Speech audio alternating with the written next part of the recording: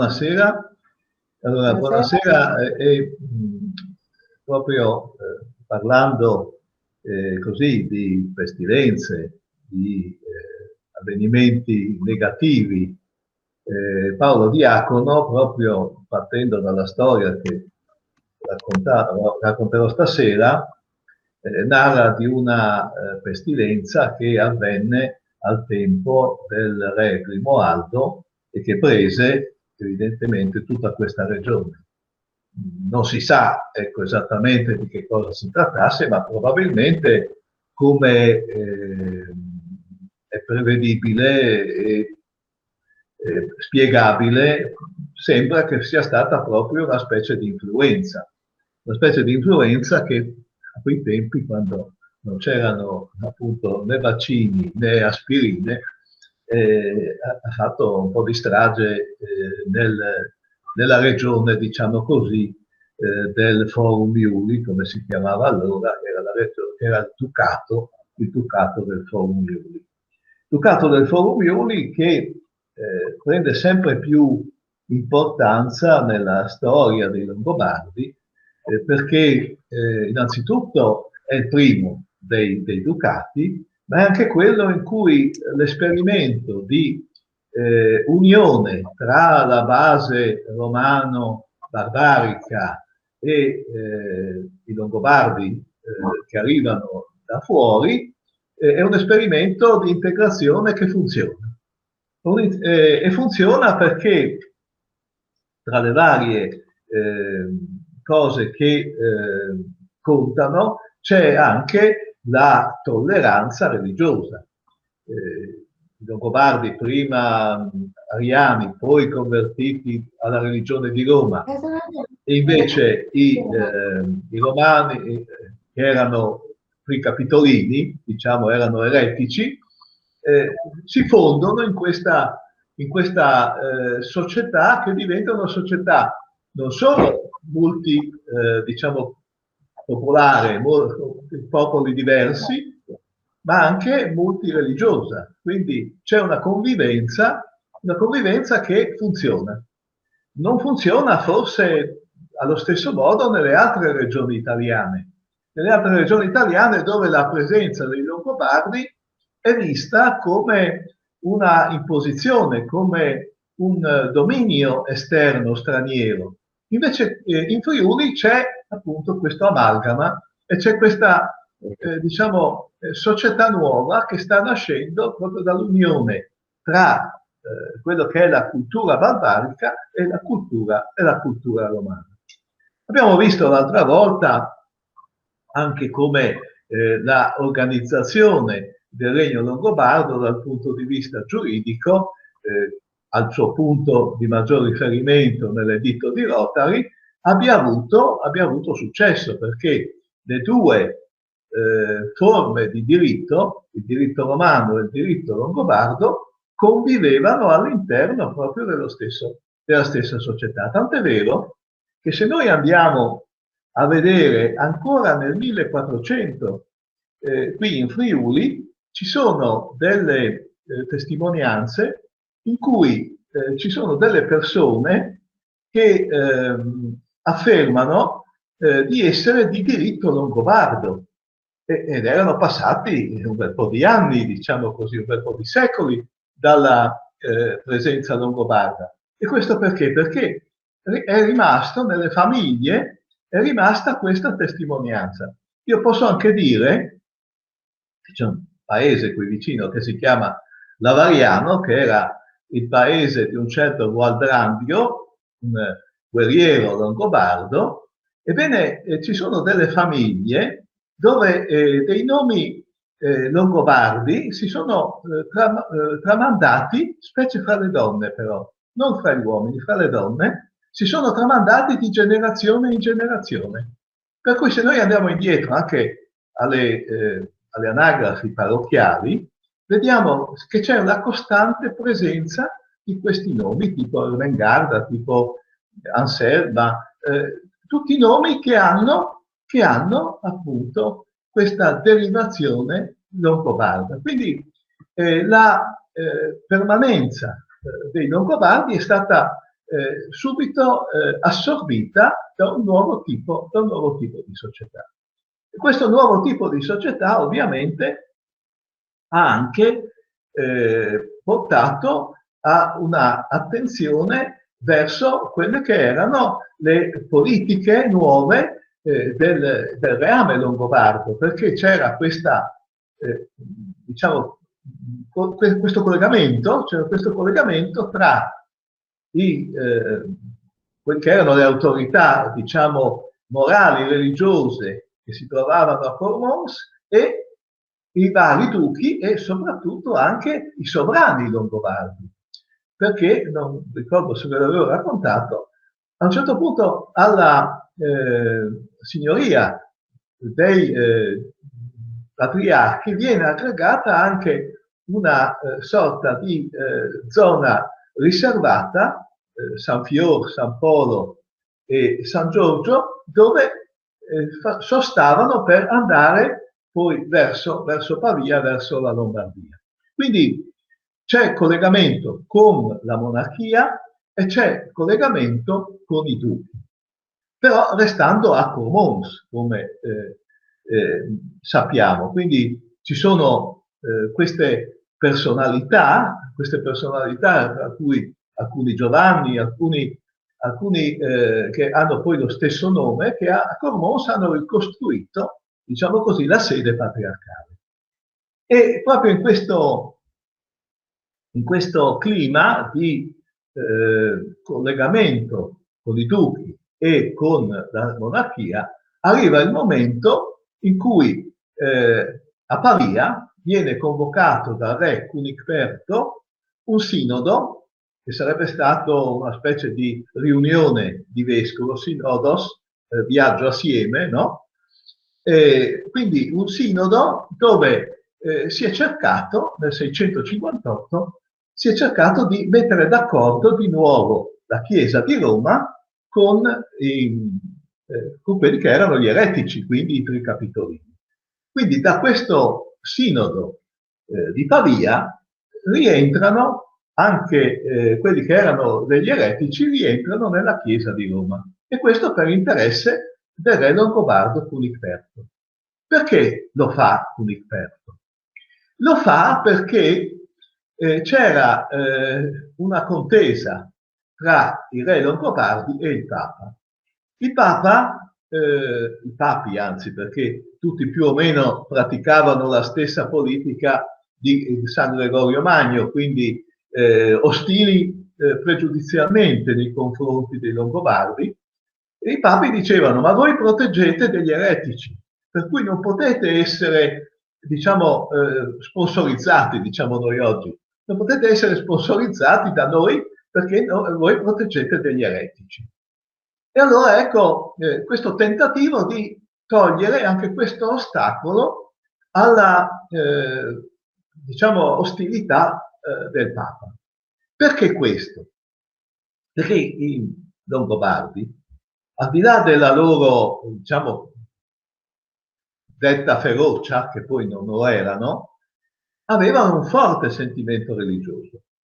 E essendo convertiti tardi ed essendo freschi di conversione poi anche alla Chiesa di Roma, dopo Teodolinda, avevano un forte sentimento religioso. Un sentimento religioso che li toccava proprio profondamente nell'animo. E quello che li, diciamo, amareggiava era il fatto di non essere considerati figli della Chiesa, anzi di essere considerati come dei ribelli, come dei nemici da parte della Chiesa. E allora tentavano in ogni modo di essere graditi al Papa come capo della Chiesa. Il Papa invece preferiva ovviamente i Franchi, che i Franchi invece gli erano un po' più lontani a dire la verità, quindi meno pericolosi, e gli erano, almeno a parole, fedeli. Ma soprattutto, oltre che un Cunicferto, soprattutto il re Liutprando era così ossessionato un po' dal fatto che il Papa non gli volesse bene. E ad un certo punto Liutprando che cosa fa? Noi siamo abituati a considerare l'inizio del dominio temporale del Papa, quindi dello Stato Pontificio, assegnandolo alla donazione cosiddetta costantiniana, cioè di Costantino, no? Anche Dante dice, ai Costantin di quanto mal padre, no? E allora, la tua donazione. E allora, questo infatti era il detto che fosse stato Costantino che avesse donato Roma e altri territori al Papa, ma non è così. I primi territori che vengono donati al Papa come inizio dello Stato Pontificio sono Sutri e Nepi e vengono dati proprio da Liutprando.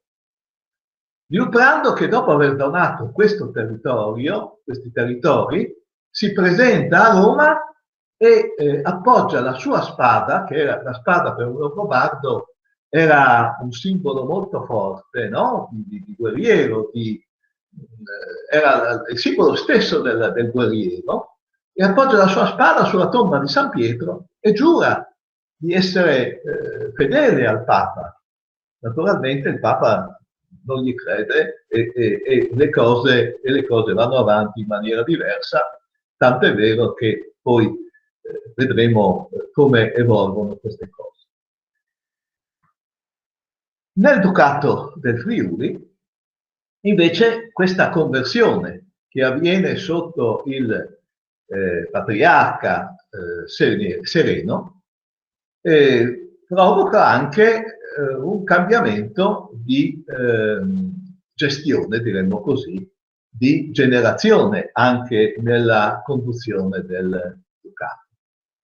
Che cosa succede? Succede che viene eletto patriarca di Aquileia con sede a Cormons un certo Callisto. Callisto che era un nobile longobardo di Treviso e viene quindi mandato in sede a Cormons e a Cormons si sente, per dire così, a disagio, perché dice sono in mezzo a questa gente, a questi contadini, a questa gente un po' bassa di livello, no? E aspira ad andare a Cividale dove c'è la corte del duca. In quel momento il duca era Pennone, un grande condottiero. E allora insisteva, no, per andare nella corte ducale, quindi lasciare Cormons, no, perché diceva appunto di essere circondato da tanto volgo, no? tanto proletariato, diciamo così. E invece a Cividale ad un certo punto arriva il vescovo di Giulio Carnico. Probabilmente c'era stata un'invasione o qualcosa che era andato storto, per cui il vescovo di Giulio Carnico si rifugia, un certo Amatore si rifugia a Cividale e praticamente fa da cappellano, diciamo, del duca, quindi partecipa alla vita della corte, partecipa a quelle che sono le cerimonie anche che si tengono a Cividale. A quel punto Callisto prende una decisione di avere subito il suo posto a Cividale. E che cosa fa? Approfitta che Pennone va a caccia e allora andare a caccia significava star fuori parecchie settimane perché andavano lontano anche a cacciare, no? E aspetta appunto di essere libero, di essere libero il posto di Cividale senza il duca e si precipita a Cividale, scaccia il vescovo di Giulio, l'ex vescovo di Giulio che si chiama Amatore e si insedia a Cividale. Quindi diventa lui quasi il vescovo di corte, diciamo così. Se non che quando Pennone ritorna, se lo trova fra i piedi e lì s'arrabbia. S'arrabbia e cosa fa? Prende questo Callisto, lo mette in una torre che probabilmente è collocata, secondo gli scrittori, dalle parti di Duino, forse nello stesso castello di Duino, minacciando di buttarlo giù nel mare, no? A quel punto però interviene proprio Liutprando. Liutprando che aveva una particolare cura del Ducato del Friuli, perché nel castello di Udine c'è proprio una scritta che lo ricorda. Quindi, che cosa fa Liutprando? Liutprando dice, no, questo non lo puoi fare, scaccia Pennone e mette al suo posto Ratchis, suo figlio. E qui c'è l'origine, appunto, dell'ara di Ratchis. Perché Ratchis costruisce questo altare, fa costruire questo altare? Fa costruire questo altare perché sente il rimorso, appunto, di aver allontanato il padre dal regno e di aver fatto un torto al padre. Quindi per, diciamo, farsi perdonare dalla divinità, per farsi perdonare da Dio questo mancamento nei confronti del padre, fa costruire questo altare. Questo altare che è espressione appunto dell'arte longobarda, la più alta arte longobarda, perché innanzitutto ha due elementi, la mancanza di prospettiva, ma soprattutto ci dà l'idea di come la pensassero i Longobardi, perché è riempito, è tutto, non c'è un posto vuoto, non c'è un vuoto all'interno delle scene che vengono rappresentate, come i tre re magi, come la visita di Maria ed Elisabetta, oppure il Cristo trionfatore nella mandorla. Tutto è riempito. Scusi, Perché? professore, a che anno risale questo altare? Allora, risale al 707. Allora, che cosa è questo messaggio? Questo messaggio ci dà l'idea che nella mente dei Longobardi tutto doveva essere senza dei vuoti, tutto doveva essere con dei pieni, con una completezza del messaggio, non vuoti nei messaggi, non vuoti nel pensiero. Quindi è questa l'idea dell'altare, un altare che era tutto a colori, oggi invece è chiaramente in pietra, quindi però viene colorato artificialmente come era all'inizio perché si sono trovati appunto delle tracce di colore all'interno dei buchetti dell'altare.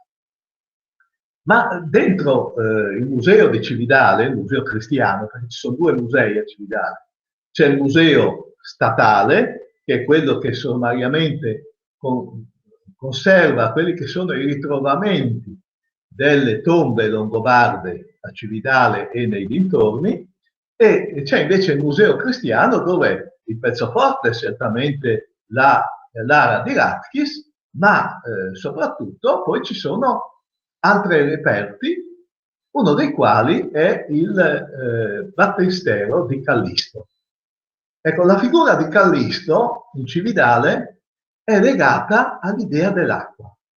In quel caso lì è l'acqua battesimale che diventa acqua purificatrice. Ma se noi usciamo dal museo, sulla sinistra, troviamo un pozzo. Anche quello è il pozzo di Callisto, perché il legame storico di Callisto con la simbologia dell'acqua continua anche all'esterno della basilica primitiva, diciamo così, di Cividale. Quindi Cividale diventa, con la presenza di un patriarca, con la presenza soprattutto di Ratchis, diventa un centro importante all'interno del regno longobardo. E Ratchis, proprio perché ha questa importanza, assume questa importanza e questa dignità di duca, verrà fatto anche in un momento di crisi, perché non trovano un sovrano degno della capacità di Liutprando, viene nominato re dei Longobardi. Ma non rimane a lungo re dei Longobardi. Perché? Perché Ratchis ha una forte, come ha costruito quell'altare, ha una forte sensibilità religiosa. Ha questo senso di colpa, che colpisce un po' tutti i Longobardi, no? Lo traduce bene il Manzoni, quando dice tu della rea progenie degli oppressori discesa, quando parla di Ermengarda, c'è questo senso di colpa che hanno i Longobardi, che in Ratchis, che è molto sensibile appunto ai problemi religiosi, fa sì che Ratchis rinunci al regno e si faccia monaco, sia lui che la moglie che la figlia, a Monte Cassino. Monte Cassino, e di cui parleremo la prossima volta, proprio di questo fenomeno dei benedettini collegato ai Longobardi e dei monasteri che nascono anche in Friuli, a Monte Cassino fa una vita estremamente rigorosa, di penitenza, ma nel frattempo diventa re suo fratello Astolfo, sempre di Cividale, sempre quindi figlio di Pennone. Ma Astolfo ha un carattere un po' diverso da quello di Ratchis, è un carattere piuttosto irascibile, violento, tant'è vero che richiamano Ratchis sul trono, ed è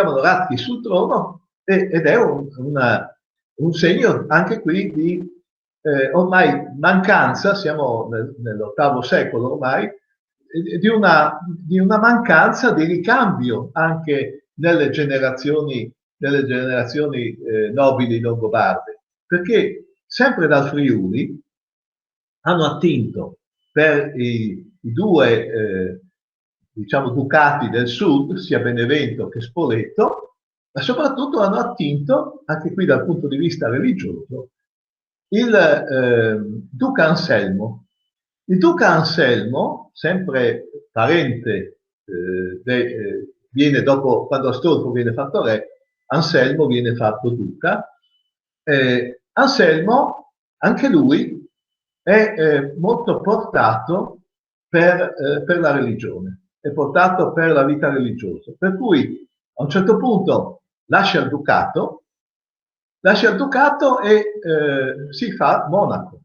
Ma non solo si fa monaco, fonda delle abbazie e dei monasteri che saranno fondamentali nella storia e per la storia. Basti dire che è stato il fondatore di Farfa, sull'Appennino, e soprattutto di Nonantola. Perché è importante Nonantola per la storia? Perché questo è in fondo quello che è la conservazione, la storia, la conservazione di quella che era la sapienza antica, che i monaci benedettini avevano incominciato a raccogliere.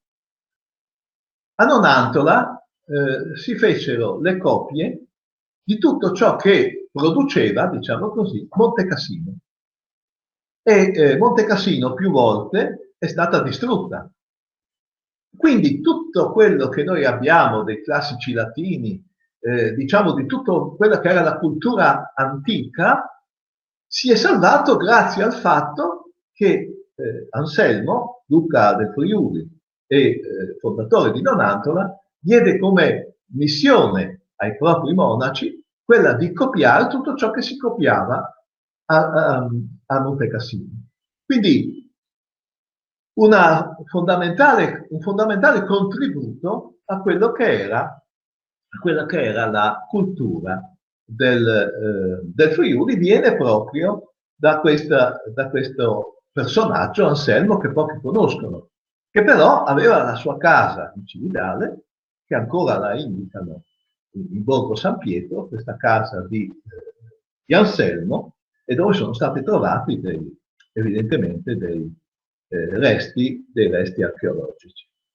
Ma l'evoluzione dei Longobardi in Friuli, anche come cultura, si può studiare benissimo in una località che si chiama Romance di Sonzo, ma è stata chiamata Romance più tardi, perché quando c'era da fare differenza tra i Romans e gli Slavi, i Romani e gli Slavi, allora i paesi si sono chiamati poi Romans, Slavons e via dicendo.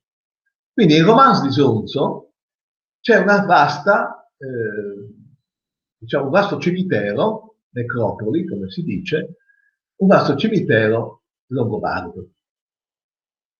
Probabilmente lì c'erano appunto degli insediamenti o comunque era un posto in cui si pensava che fosse adatto per seppellire i guerrieri e le altre persone, insomma. Ebbene, in queste tombe che cosa si è trovato?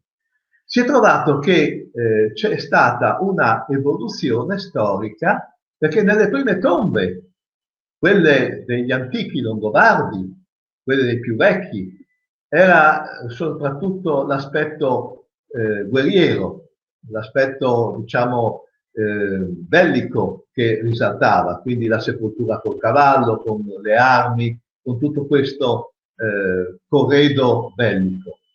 Nelle ultime, invece, quelle degli ultimi secoli longobardi, degli ultimi decenni longobardi, abbiamo invece una caratteristica che è quella della croce d'oro portata sulla fronte. Alcuni ce l'hanno d'oro e più ricchi, gli altri ce l'hanno in altro metallo. Che cosa significa questo? Significa che accanto a quello che era invece lo spirito principale, che era quello della guerra, alla fine si arriva proprio ad una intensità religiosa molto forte che caratterizza appunto questo strato di, psicologico dei Longobardi, molto attaccati alla religione, ma attaccati in un modo proprio problematico, in un modo direi non sereno, ecco, non sereno, molto, molto difficile anche da capire, perché quello che riportano gli scrittori è qualcosa di enigmatico alle volte, no? Anche Paolo Diacono non è che dica tutto, lo dice ma dice non dice, anche perché era sotto osservazione, in quanto anche lui rinchiuso a Monte Cassino, quindi doveva fare molta attenzione a quello che scriveva. Quindi il Ducato del Friuli, Ducato chiamato appunto del Forum Iuli, diventa il punto centrale dell'ultima storia dei Longobardi. Ma evidentemente la voglia di Ratchis di tornare al convento, di tornare al monastero di Monte Cassino, dove morirà, lascerà spazio appunto a un altro sovrano che si chiama Desiderio. Desiderio è un personaggio anche questo molto interessante. È un personaggio che è legato un po' alla storia di Brescia. Non so se qualcuno è mai stato a vedere le mostre che faceva a Brescia Linea d'Ombra, no? Goldin. Lo spazio museale era accanto appunto a quella che era la basilica e la storia, diciamo così, di Desiderio e poi di suo figlio Adelchi e delle sue sue quattro figlie, insomma, no? E Desiderio di per sé non è, diciamo, un cattivo sovrano, solo che la sua ambizione è quella di essere anche lui riconosciuto dal Papa e di conquistare quel che rimane dell'Italia, di farsi proclamare proprio dal Papa, re d'Italia. Fino a quel momento era considerato solo re dei Longobardi. Ed in questo clima di contrasto con il Papa, cresce appunto anche da parte della gente longobarda anche a un certo punto una ostilità maggiore nei confronti dei pontefici, perché evidentemente il pontefice, soprattutto Adriano, era un pontefice che teneva soprattutto i Franchi e chiamava continuamente i Franchi. Difatti, prima di Carlo Magno arriva anche suo papà Pipino, il quale poi si allea tra l'altro con i Longobardi e non fa nulla. E quindi c'è questo insistere del Papa dicendo: io sono assediato dai Longobardi, da questi nemici, da questi eretici, da questi che vogliono prendermi il regno, via dicendo, fino a che non trova l'interlocutore che si chiama Carlo Magno. Carlo Magno che dopo aver conquistato il regno, avendo suo padre aveva conquistato il regno, erano loro i cosiddetti maestri di palazzo, e invece i re erano i discendenti di Clodoveo, che venivano chiamati re fannulloni, merovingi. Allora Carlo Magno intraprende, dopo il padre, intraprende una politica di conquista dell'Europa.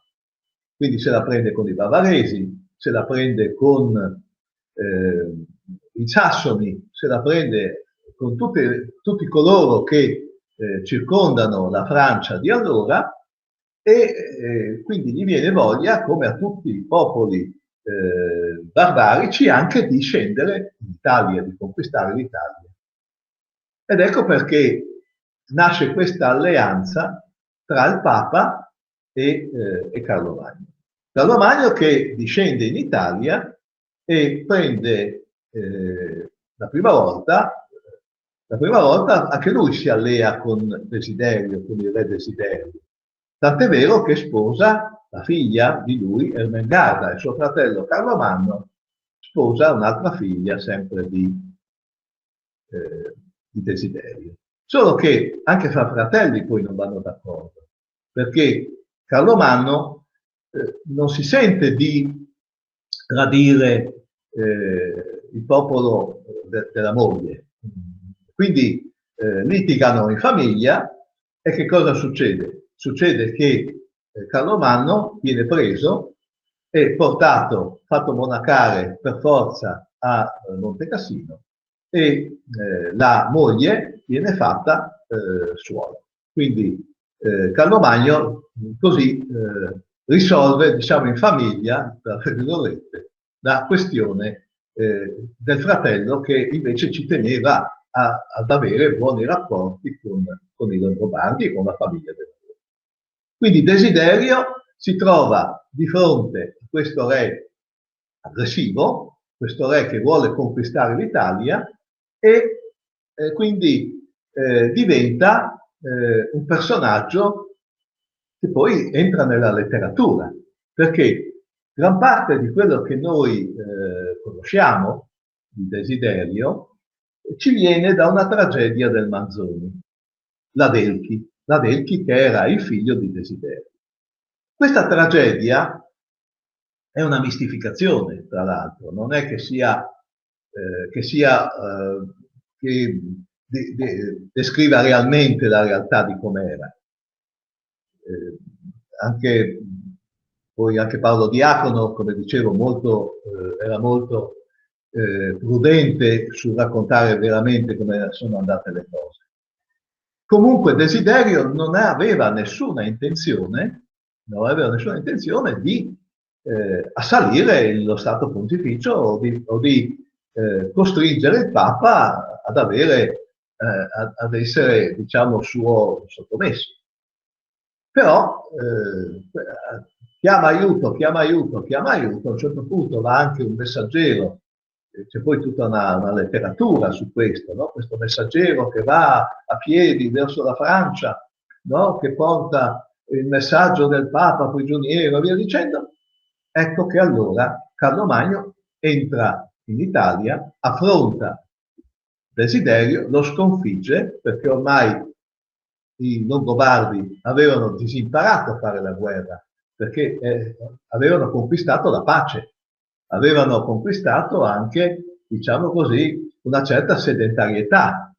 E quindi quando si diventa sedentari, quando si diventa proprietari della terra, si è un po' meno bellicosi, perché evidentemente ci si tiene alla terra, ci si tiene alla regione in cui si vive e quindi ai propri possedimenti fissi, diciamo così. Quindi Desiderio viene sconfitto, viene preso, portato anche lui in un monastero, in Francia però a Corbie, ci sono stato e ho visto quello che rimane di questo monastero e posso dire che non è che fosse un hotel di lusso. La cella che mostrano in cui fu rinchiuso questo re Desiderio è veramente, diciamo, una prigione. Ecco. E invece la moglie Ansa, si chiamava Ansa, viene monacata, anche lei, no, viene monacata, e le figlie pure. Ma c'è una figlia che muore prima, ed è proprio la ex moglie di Carlo Magno, Ermengarda. Ermengarda che diventa, assieme al fratello Adelchi, protagonista di questa tragedia del Manzoni, dove il Manzoni cerca di far passare anche lui il popolo longobardo come un popolo di selvaggi, di distruttori dell'Italia, come incomincia, no? Dagli atri muscosi, dai fori cadenti, no? Cioè tutto questo decadere rispetto alla civiltà romana, rispetto a quello che era la civiltà cristiana, portato dai Longobardi.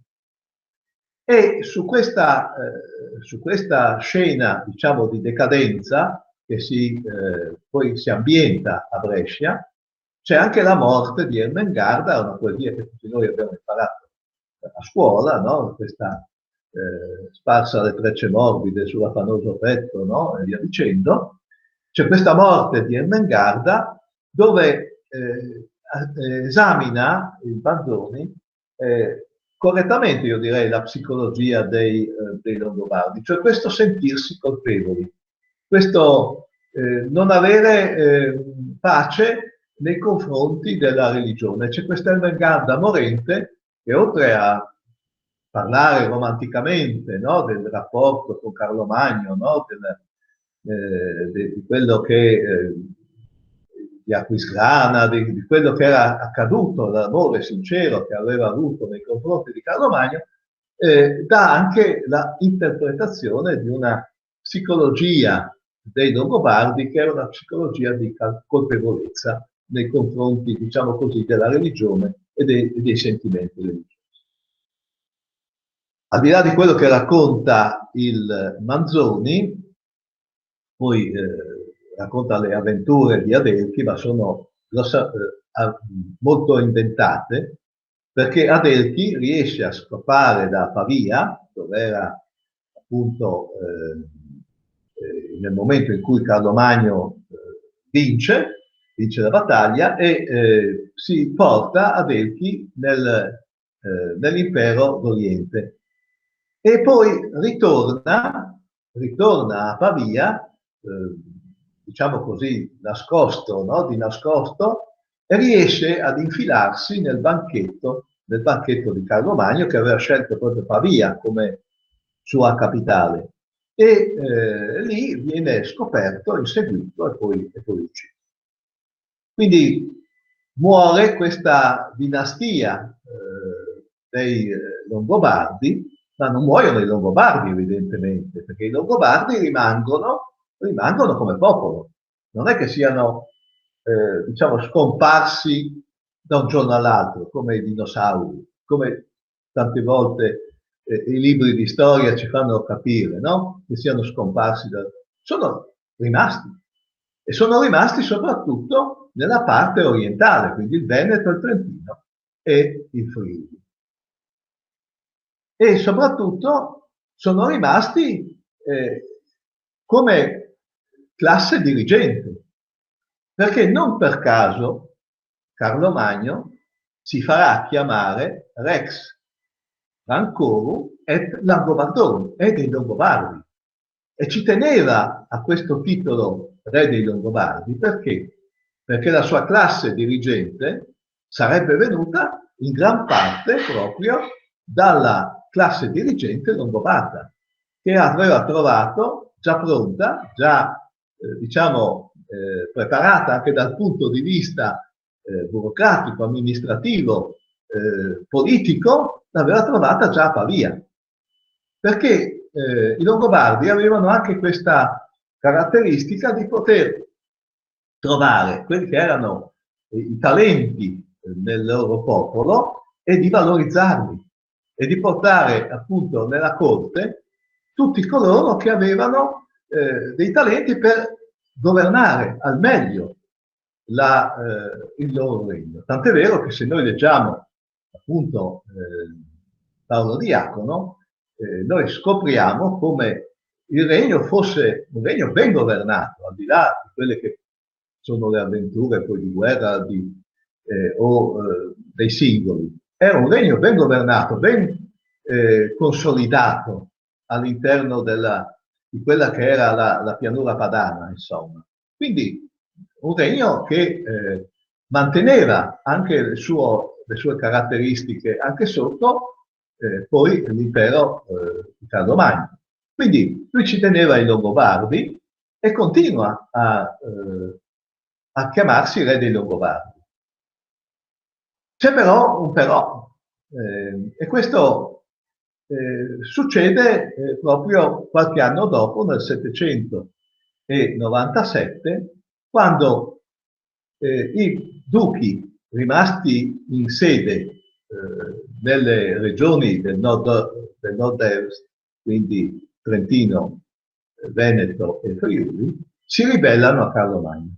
Prima gli avevano giurato fedeltà, poi si ribellano a Carlo Magno e lo affrontano in una battaglia sul Piave, si pensa che sia quella, e vengono sconfitti. Quindi il loro capo, che si chiamava Rodgaudo, viene decapitato, i suoi beni vengono sequestrati e viene chiusa, diciamo così, la serie dei governanti longobardi, tranne a Spoleto e a Benevento, dove ancora per un paio di secoli i governanti saranno longobardi. Quindi la civiltà longobarda rimane, solo che non rimangono coloro che hanno governato questa società. E naturalmente ci sono in questa congiura che avviene dai duchi del nord-est, in questa congiura c'è anche il fratello di Paolo Diacono. Paolo Diacono, che è originario di Cividale, ancora oggi indicano la sua casa a Cividale, il quale viene appunto esiliato dalla corte di Carlo Magno proprio per questa congiura di suo fratello. E anche lui, nonostante tutto, viene mandato a Monte Cassino, e a Monte Cassino scriverà non solo la storia dei Longobardi, che è fondamentale, ma anche poi altri libri, tipo la storia dei vescovi di Metz o altre cose che hanno contribuito a far sì che la storia di questi secoli bui fosse più chiara, fosse più conosciuta. Certamente Carlo Magno non cerca di offuscare, diciamo, quello che è l'eredità dei Longobardi. Tant'è vero che, come vi dicevo, continua a gestire il suo impero con diversi diritti.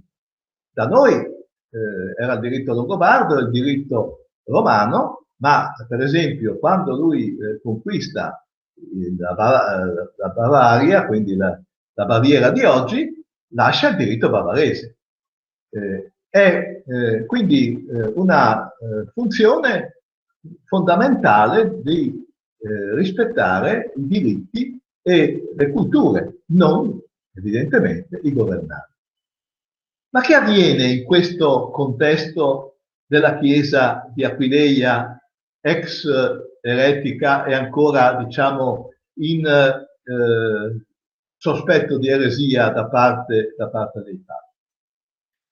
Quindi abbiamo visto come si insedia a Cividale, il patriarca di Aquileia, e fonda lì la sua sede che diventa poi una sede stabile nel momento in cui arriveranno le invasioni degli Ungari. Ma in questo contesto, nei confronti dei patriarchi longobardi, c'è il sospetto che siano alleati di Desiderio.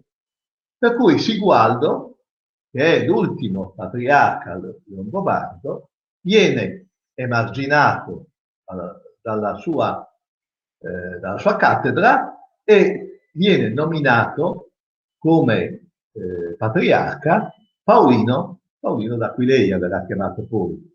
Paolino, detto anche grammatico. Perché grammatico? Perché tra i suoi compiti è stato anche quello di insegnare o comunque di aiutare Carlo Magno a scrivere, perché notoriamente, nonostante abbia la fama di aver inventato la scuola, Carlo Magno era analfabeta e dunque aveva bisogno di qualcuno che lo aiutasse a scrivere e a leggere. E questo era appunto Paolino, che veniva anche lui dal Friuli, veniva da Premariaco, quindi vicino Cividale, e quindi aveva anche lui la possibilità di essere valorizzato nella corte prima di Desiderio e poi di Carlo Magno. E poi vedremo quello che succederà poi di queste presenze alla corte del re dei Franchi. Ma proprio questa capacità di unire, ecco, il regno di Carlo Magno con la Chiesa di Aquileia, che cosa comporterà poi successivamente? Che Paolino, dopo aver pianto sulle rovine di Aquileia, incomincerà a riorganizzare la Chiesa aquileiese. In che modo? Attraverso quelle che vengono chiamate le pievi. Pievi, plebs, vuol dire popolo. E la Chiesa aquileiese incomincia ad espandersi al di fuori di quello che è il suo territorio, che solitamente era urbano, quindi era presente nei centri più grossi, Aquileia, Gemona, Cormons e via dicendo. Invece esce dai circuiti, diciamo così, cittadini, dalle mura, e va incontro a quelli che sono ancora dei popoli che non hanno la conversione al cristianesimo, comunque non ce l'hanno ancora completa, e quindi tutta una serie di missionari dalla Chiesa di Aquileia incominciano a spargersi per l'Europa del Nord-Est. E abbiamo la conversione dei popoli slavi, in particolare degli sloveni, e poi anche a nord dei carinziani, quindi anche dei tedeschi. Quindi abbiamo tutta una vasta opera di divulgazione della fede aquileiese. Quindi Aquileia a quel punto non è più solo diciamo, una città che non esiste, un qualcosa di spirituale che non ha qualcosa di visibile, ma diventa proprio visibile in quelli che sono i suoi missionari, che portano la parola di Aquileia, che portano la cultura di Aquileia e soprattutto l'eredità della Chiesa di Aquileia, che è un'eredità originale, che è un'eredità che viene da molto lontano, appunto, da tutto quello che si era accumulato nel tempo, sia dalle fondamenta, diciamo così, ai tempi di Cronazio, fino all'eredità anche dello scisma e invece poi anche alla maturazione di quello che era il senso del peccato e della fede problematica dei Longobardi. Quindi Aquileia diventa un centro di divulgazione della religione.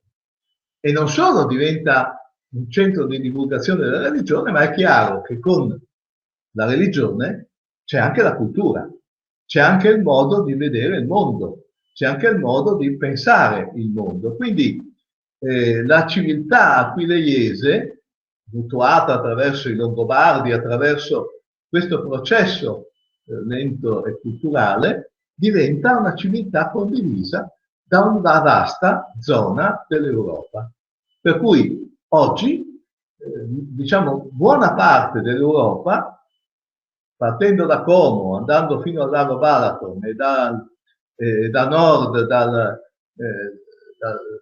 fino alla Culpa, cioè fino quasi alla Serbia, abbiamo questa zona di fondamento di quella che sarà l'eredità aquileiese, un'eredità veicolata dalla religione, ma un'eredità sostanzialmente ancora culturale. Quindi Aquileia vive, nonostante sia distrutta, nonostante Paolino, che è poeta, gli ci pianga sopra, vive proprio dalla sua cultura.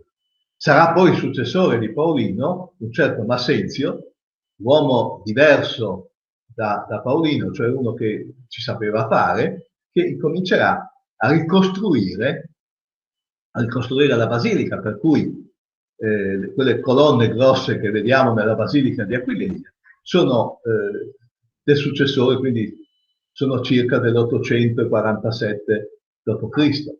E poi l'opera sarà completata, ma più avanti, dopo le invasioni organiche, da Popone. Quindi la rinascita culturale prima di Aquileia e poi anche visiva.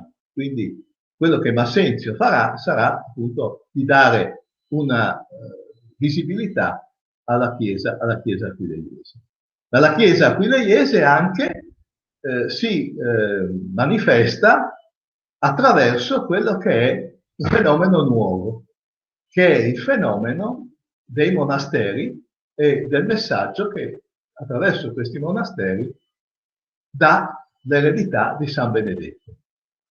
Per cui la prossima volta noi vedremo questa unione tra i Longobardi, tra la civiltà longobarda e la civiltà aquileiese, e quello che è invece il monastero benedettino, i monasteri benedettini, portatori anch'essi di civiltà e conservatori della civiltà.